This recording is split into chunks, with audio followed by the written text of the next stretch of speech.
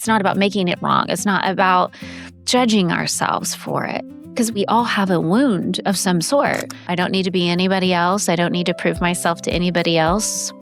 And that's enough. Enough is enough. The guy is just like, I see the problem. Here's the problem. Here's how you fix it. Here's the solution. Welcome to Enlighten with Christy, the podcast where you learn to choose yourself, rewrite your story, and create love, success, and purpose from the inside out.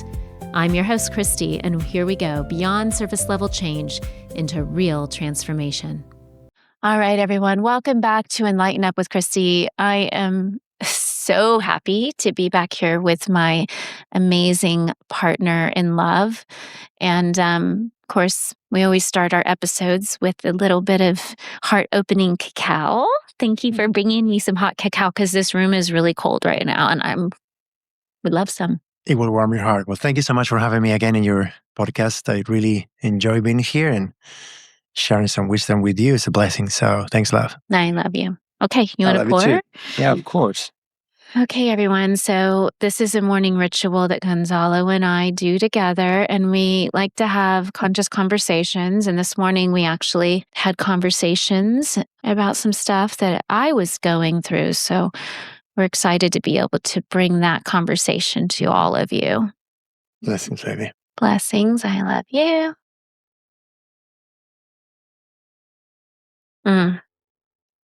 Perfect. Perfect. Just the right doses of love to start. Yeah. All right. Always opens my heart. Yeah. So we were going to talk about really knowing how to read your partner and understanding what their correction is and how to be there for them when maybe they're having a moment of correction, right? Mm-hmm. And so we actually went out on a date with some new friends last night. Okay, we'd never met them before. We were set up by someone we care about who just thought that this would be a match made in heaven. So we all went to dinner, and it was lovely. It was beautiful conversations, but I recognized something about myself that I had not done in a really long time. There was an old version of me that I would share like all my accolades or things that I had done or things I had achieved, you know, and it was back in the old days of my businesses. It was a way to earn, I guess, have leverage in conversation so people would want to do what I did.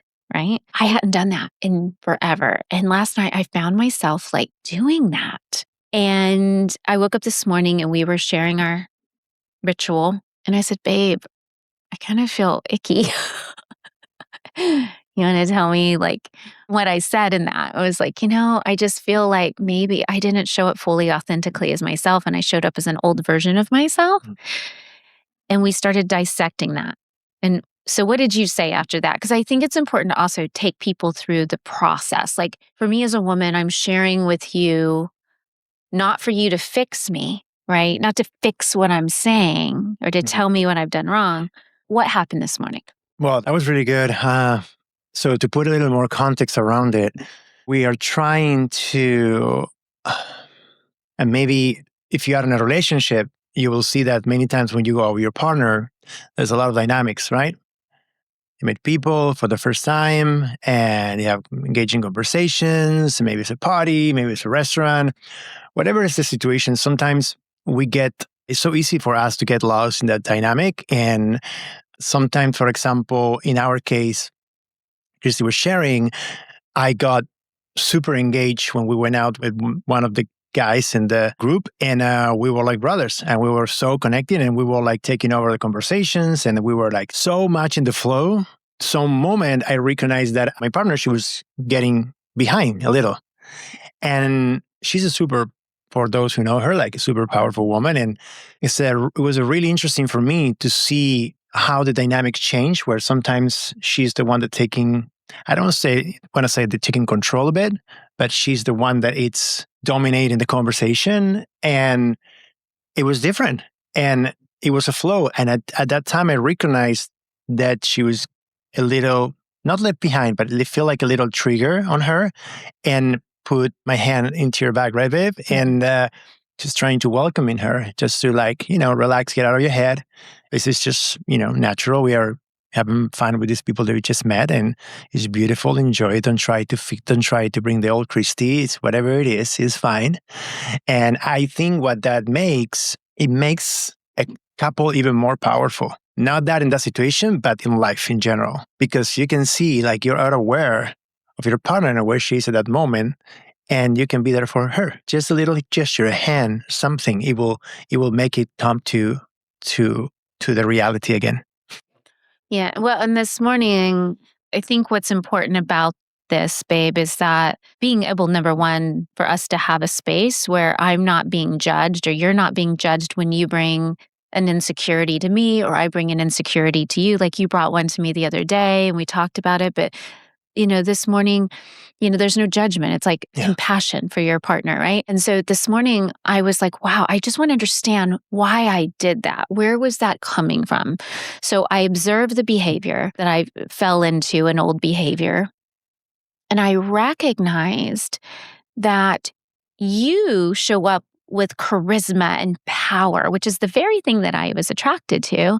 And like you said earlier, I also do the same. But I started feeling like I had to prove my power because these people didn't know me. Unlike most people who do know me, they know who I am. I was feeling like I had to prove myself, which goes all the way back to my entire life having to prove myself to get love, right? And so you felt that, right, without judging it, and you gently reminded me that you were there and you were present. And so it's not about making what happens, making us feel wrong. It's not about making it wrong. It's not about judging ourselves for it. Because we all have a wound of some sort. Yours is not feeling heard sometimes, right? Like, so there's been so many times that you've been triggered and I've had to remind myself, oh, this is his little boy wound. Like you had to call me out many times on it. It's true. So I guess the meaning of sharing this is, do you really know what the wound is that your partner is working on in this lifetime? Have you been vulnerable enough to be able to share? So what was the healing that happened this morning for us? What we done to go over that wound, the trigger that you had, was asking you questions. Yeah, that was powerful. Just being curious with me and saying, okay, tell me more about what that means for you. And, what did you feel when you were going through that? Because there's already like a little, if I'm bringing it up, that means I'm thinking about it and I didn't like what happened within me, regardless of whether anybody else saw it. Yeah. It was something I didn't like in me. And so I think it's just recognizing that I don't need anything from the outside to validate anything, right? So validation has been one of my corrections in this life. So the more I achieved, the more love I got. And that became the model of the world that I lived by, right? So the more achievements, that would protect me. In my mind, it protected me. So I think it was soothing myself and also being able to talk it out loud and say, you know what? Like the old pattern came up, forgive it. I don't need to be anybody else. I don't need to prove myself to anybody else. And that's enough. Enough is enough. I'm enough. So when we talked this morning and I start asking you the questions, you start navigating, and this is for the men too, that you have to learn how to ask more questions instead of like trying to fix your partner, right? And at the beginning, I had the trigger that I always have, is trying to fix her. What's her problems? I mean, I didn't say it like that, but I was trying to give it a solution rather than to hear what she had to say. So when we correct that situation right away, I started asking more questions and ended up to being a lot of triggers. One trigger that was like the main wound, there was the fear of being left behind, right? Or also not being fully in my power. Definitely your power. Because I've always been a woman that stood so strongly. And when I started dating you, it didn't matter what room we walked in. Like I was now with my match. Men and women just they flock to you. Because you have such beautiful energy, which is the very thing that I was a magnet to, right? But I started sometimes playing down my charisma instead of matching, just staying in it with you, right? And sometimes there's times when I don't want to match you and you don't want to match me. Sometimes we go out and I'm in my superpower and you're just really chill. You don't do anything. And it's crazy because we are both fires, right? Yeah. And if we can turn the fire on in the room. We don't need much, but like you say, finding the balance when you're want to be in your peaceful mode, and I want to just be connected and fiery. We complement each other, and the good thing about this is like we have to be aware. We are aware of who is in the right time, going through that situation. So we take care of each other, we protect each other, and we are present. So something also that I came up side to that conversation was like how to proper set the intention when you go to a meeting, right?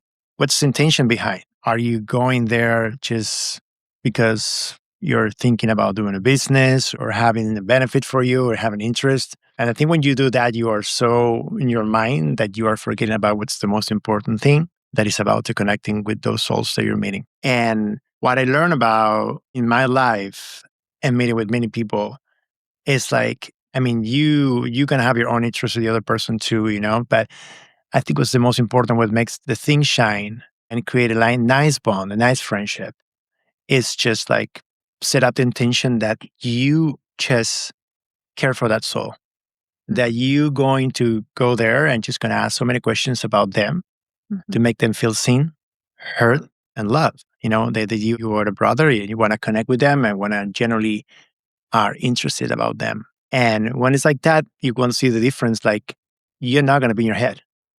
You're just going to be enjoying the moment. And I think that's a beautiful point because, like, you actually asked what the intention was before we left. I said, babe, and we were busy. We had a lot going on that day. And I was like, I was working on the laptop on our way in the car. In our way to their house. You were like coding AI stuff, and you're like, we were like so busy, and like we really didn't know really what we just knew we were meeting new people, right? And so, with that in mind, that can also be a small level of stress because you don't know exactly what you're walking into. Exactly. Because you didn't necessarily choose the people you're going in to meet. Someone else set them up for you. So you're kind of trusting, okay, it's like a blind date, right? Yeah. And so there's a little bit of that.